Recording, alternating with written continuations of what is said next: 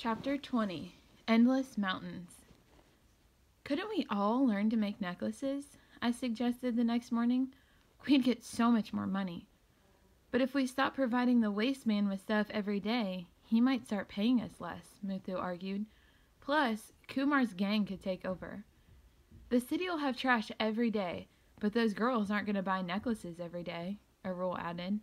Who knows if we'll find other customers?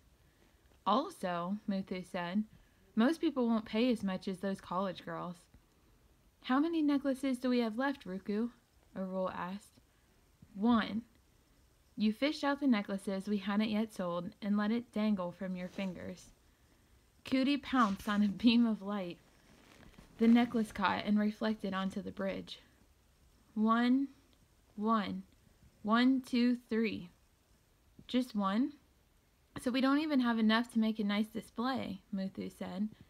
Let's go back to the Himalayas. Ruku can do her work while we do ours.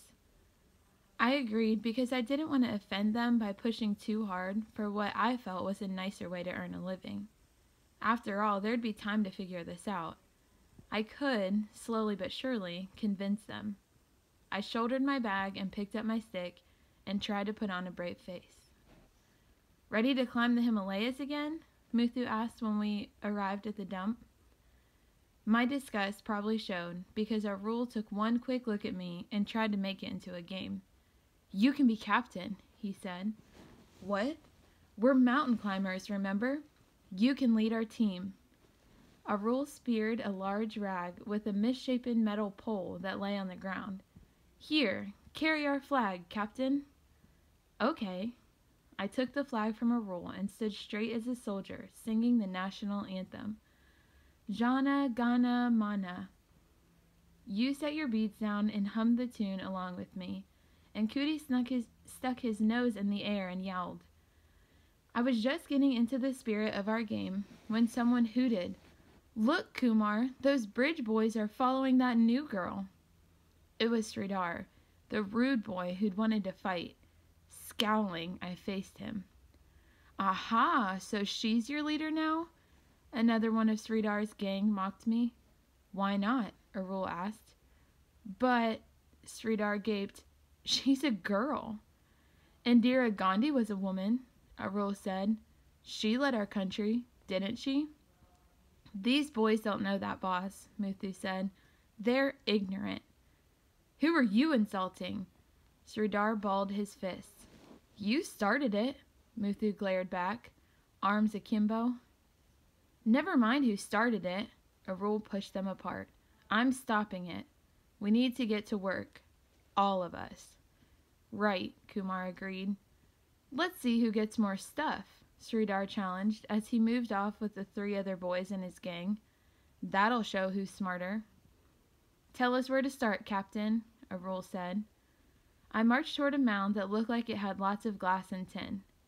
Carefully, I waded up as high as I could. I stuck our flag at the top and saluted it.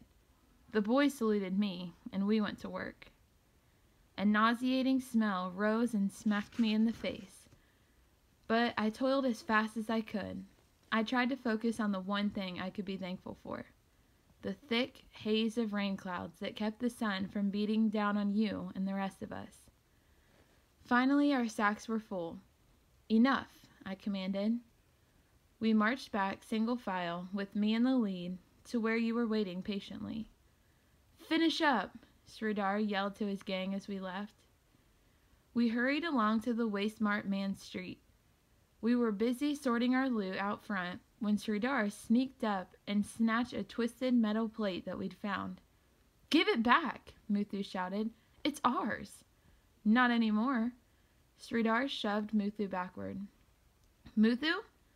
You leaped up as he lost his balance and fell. Owa! Cootie snarled and nipped Sridhar's ankle, making him yelp. I'm okay, Ruku, Muthu grinned. But sounds like Sridhar has an awa. Arul was pulling Cootie off when Kumar and the other boys in his gang joined Sridhar, yelling and adding to the commotion. The Waste Mart man lumbered out of his shack and took in the scene. What's going on? I grabbed your hand and looked down at my grime-encrusted feet. Who's this? He towered over us, so close that his shadow fell across you. Another new girl? Hairy nose, you observed, looking up at him. Hairy ears. A nervous giggle escaped me. Some of the boys giggled, too. Think that's funny? He looked at you. What's your name? Ruku, you answered.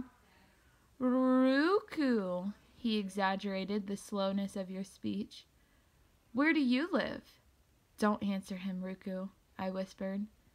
Keeping secrets. The waste man turned to Kumar's gang. Maybe one of you boys can tell me where these girls stay. They live on the bridge, Sridhar volunteered. Shut up, Kumar hissed. Sneaks can't stay with us. He stepped away from Sridhar, and the other boys in his gang followed. On a bridge? The waste-smart man scratched his nose. Which bridge? Kumar pressed his lips together. I don't like doing business with rude kids who don't reply to me, the waste man growled. Rude kids get paid less.